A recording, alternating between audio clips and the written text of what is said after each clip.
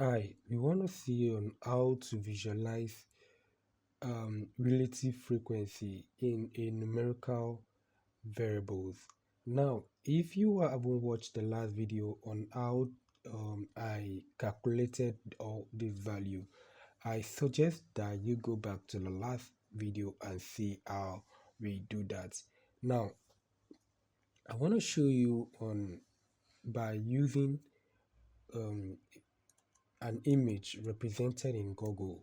Now, if you can see this image on Wikipedia, you can see this start how this is being represented on the image. It has an equal width and they are stacked together. Why are they stacked together? Because this is where the value of the last range stop, and that's where it's gonna start with.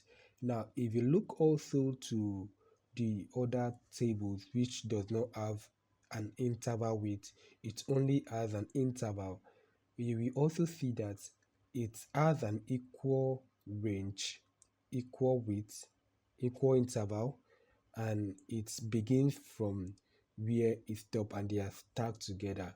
We want to see on how to do the same on Excel, which is the best representation of um, this particular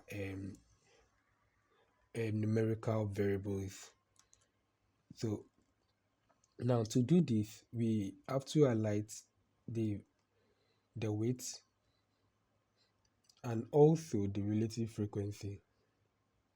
So coming, click on insert, then click on this, and also you can click on this.